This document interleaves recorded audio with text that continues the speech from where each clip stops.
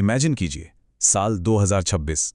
वैसे तो ये भविष्य की बात लगती है, लेकिन सोर्स मटेरियल पर नज़र डालें तो ये एक ऐसा संभावित जियोपॉलिटिकल सिनेरियो है जो हमारी पूरी अर्थव्यवस्था और नेशनल सिक्योरिटी की कमजोरियों को हिलाकर रख सकता है। बात हो रही है 28 फरवरी 2026 की। गल्फ में युद्ध छिड़ता है, और भले ही वो हमारी सीमाओं पर ना हो, लेकिन उसकी कीमत हर एक आम नागरिक को चुकानी पड़ती है। पर ऐसा कैसे हो सकता है? आइए इस पूरे घटनाक्रम को एक एक करके डिकोड करते हैं। अब देखिए, ये संकट कोई रातों रात 2026 में शुरू नहीं होता। इसकी असली जड़ें तो 2024 के शैडो वॉर में ही पनप चुकी थी। जब जुलाई 2024 में इस्माइल हनीये की मौत हुई, तो ये जो छुप छुप कर लड़ाई चल रही थी ना, वो सीधे टकराव में बदल गई। फिर आता है जून 2025 का वो 12 दिन का युद्ध, जिसने ईरान के डिफेंस और इकोनॉमी की पूरी कमर तोड़ दी। जनवरी 2026 आते आते वहां भारी प्रोटेस्ट शुरू हो गए, और फिर वो दिन आ ही गया, 28 फरवरी 2026, ऑपरेशन एपिक फ्यूल। 900 मिसाइलों के एक ही हमले ने गल्फ का पूरा नक्शा ही बदल कर रख दिया। Section 1, blocking the choke point. तो ऑपरेशन एपिक फ्यूल के बाद जब ईरान की पारंपरिक सेना लगभग खत्म हो गई, तो आईआरजीसी ने एक ऐसा कदम उठाया जिसने पूरी दुनिया के ट्रेड पर सीधा हमला किया। हथियारों से भी ज्यादा खतरनाक तरीका, स्ट्रेट ऑफ हॉर्मूज। इसको ऐसे समझिए जैसे एक बहुत बड़ा घर है, लेकिन बाहर निकलने का सिर्फ और सिर्फ एक ही दरवाजा है। अगर कोई उस दरवाजे पर बाहर से ताला लगा दे तो अंदर वाले तो फंस गए ना। गल्फ के लिए स्ट्रेट ऑफ हॉर्मूज बिल्कुल वही इकलौता दरवाजा है। ये बस 34 किलोमीटर चौड़ा एक समुद्री रास्ता है, जहां से हर दिन, जी हां, हर दिन 2 करोड़ बैरल तेल गुजरता है। दुनिया का 20% तेल यहीं से आता है, और जवाबी कार्रवाई में इसी दरवाजे को बंद कर दिया गया। अब समझते हैं कि ये इतना डरावना क्यों है। 85%, देश का 85% तेल और लगभग 90% गैस इसी गल्फ से होकर आती है। इसका सीधा मतलब ये है कि जैसे ही वो 34 किलोमीटर का रास्ता ब्लॉक हुआ, हमारी एनर्जी सप्लाई की सांसें ही रुक गईं। ये एक ऐसा आंकड़ा है जो सच में किसी की भी नींद उड़ा सकता है।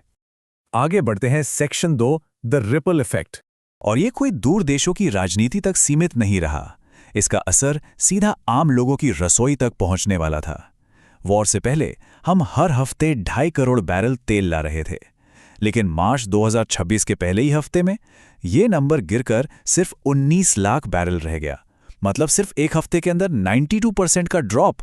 सप्लाई चेन पूरी तरह से ताश के पत्तों की तरह ढह गई थी। अब सप्लाई चेन गिरी है तो जाहिर सी बात है, महंगाई आसमान फाड़कर ऊपर जाएगी। ब्रेंट क्रूड $70 से सीधा जंप मारकर $126 पर पहुंच गया। किसानों के लिए जो खाद $465 प्रति टन थी, वो $693 हो गई। और आम घरों का एलपीजी सिलेंडर ₹900 से बढ़कर ₹1400 पार कर गया। कुछ शहरों में तो ब्लैक मार्केट में इसके लिए ₹3500 तक वसूले जाने लगे। ये कोई छोटा मोटा क्राइसिस नहीं था, ये एक भयानक इकोनॉमिक शॉक था। लेकिन इन बड़े बड़े फिगर्स और चार्ट्स के पीछे ना असली इंसानों की कहानियां हैं। जरा मुंबई की शालिनी देसाई की बात ही सुन लीजिए। उन्होंने कहा, मैंने 15 दिन पहले सिलेंडर बुक किया था, अब मैं क्या करूं? क्या लकड़ी पर खाना बनाऊं? जब 90% गैस गल्फ से आ रही हो और वही रास्ता बंद हो जाए, तो आम परिवारों पर यही बीतती है। ये सिर्फ कोई फॉरेन पॉलिसी का मुद्दा नहीं था, ये हर घर का, हर रसोई का क्राइसिस बन चुका था। और सिर्फ रसोई क्यों, बिजनेसेस का भी बुरा हाल था। जयपुर के राकेश जिंदल का केस ही देख लीजिए। इनकी जिंदगी भर की मेहनत से खड़ी की गई लॉजिस्टिक्स कंपनी तब एकदम से ठप पड़ गई जब डीजल इतना महंगा हो गया कि ट्रकों के पहिए ही रुक गए। कंपनी की वैल्यू 60% तक गिर गई। इंटरनेशनल वॉर कैसे लोकल बिजनेस और रोजगार को तबाह कर सकता है, ये उसका एक जीता जागता सबूत है। Section 3, geopolitical humiliation. खैर, देश चलाना है तो तेल तो चाहिए ही था, पर वो लाया कैसे गया? ये सच में काफी चुभने वाला प्रोसेस था। ईरान ने स्ट्रेट ऑफ हॉर्मुज से जहाज़ों को निकलने की परमिशन तो दे दी, लेकिन एक शर्त रख दी। शर्त ये थी कि हर जहाज़ को $1 मिलियन का टोल देना होगा, और वो भी सिर्फ और सिर्फ चीनी युआन में। इसके बाद सरकार को मजबूरी में चीनी कंपनियों के साथ कोऑर्डिनेट करना पड़ा, और तब जाकर चीनी जहाज़ों के जरिए देश में तेल आया। जरा सोचिए, अपनी एनर्जी सिक्योरिटी के लिए एक रीजनल राइवल की करेंसी और उनके जहाज़ों पर डिपेंड होना पड़ा। और इसी अफरा तफरी के बीच ये 67,000 का नंबर सामने आता है। इतने भारतीय कामगारों को गल्फ से रेस्क्यू करके वापस लाना पड़ा। वहां काम बंद, तो वहां से जो पैसा वो अपने घर भेजते थे, वो भी रातों रात बंद। केरल, महाराष्ट्र, ऐसे कई राज्यों में हजारों परिवार इसी रेमिटेंस पर टिके थे। उनका तो पूरा सहारा ही छिन गया। तो अब आते हैं सेक्शन 4 पर, द स्ट्रैटेजिक रिजर्व रियलिटी।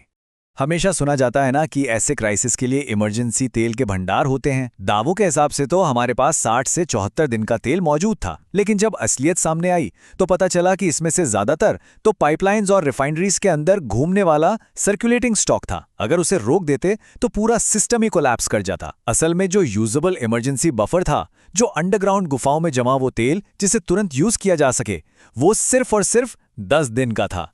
जी हाँ, सिर्फ 10 दिन। अगर इसे हम ग्लोबल लेवल पे कंपेयर करें तो देखिए, अमेरिका के पास 90 दिन का रिजर्व है, चीन के पास 90 दिन का रिजर्व है और हमारे पास सिर्फ 10 दिन का। ये चार्ट बिल्कुल साफ साफ दिखा रहा है कि सिस्टम में कितनी बड़ी कमजोरी थी जिसने क्राइसिस को एक पूरी आपदा में बदल दिया। और इस पूरी तबाही का जो फाइनल रिजल्ट निकला ना, वो इस एक नंबर में छिपा है, 2.5 करोड़। यूएनडीपी के मुताबिक सिर्फ इस एक सप्लाई चेन के टूटने से, भयानक महंगाई और बंद होते व्यापार की वजह से 2 करोड़ 50 लाख लोग गरीबी रेखा के नीचे चले गए। जो लोग कल तक एक ठीक ठाक जिंदगी जी रहे थे, वो अचानक अपनी बेसिक जरूरतों के लिए मोहताज हो गए। आखिरी हिस्सा, section 5, achieving true energy independence.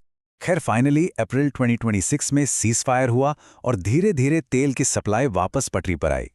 लेकिन ये संकट जाते जाते 3 बहुत बड़े और ज़रूरी सबक दे गया। पहला, absolute energy independence. Solar, wind और बाकी ऑप्शंस पर निर्भरता बढ़ानी ही पड़ेगी, कोई और चॉइस नहीं है। दूसरा, सच में 90 दिन का इमरजेंसी रिजर्व बनाना, जो सिर्फ पेपर्स पर नहीं, असल में मौजूद हो। और तीसरा सबसे अहम सबक, कूटनीति यानी डिप्लोमेसी तभी काम करती है जब उसके पीछे एक सॉलिड, विजिबल ताकत खड़ी हो।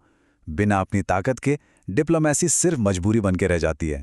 जाते जाते बस एक सवाल छोड़ कर जा रहा हूं, अगर पानी का सिर्फ एक 34 किलोमीटर चौड़ा रास्ता एक पूरे देश के सर्वाइवल को कंट्रोल कर सकता है, तो हमारा आने वाला कल आखिर कितना सुरक्षित है। ये वाकई सोचने वाली बात है कि ग्लोबल डिपेंडेंसी की असली कीमत क्या होती है और आत्मनिर्भर होना आज के समय में सिर्फ एक विकल्प नहीं, बल्कि सबसे बड़ी ज़रूरत है। आज के इस एक्सप्लेनर में बस इतना ही। सीखते रहिए और चीज़ों की गहराई को समझते रहिए। शुक्रिया।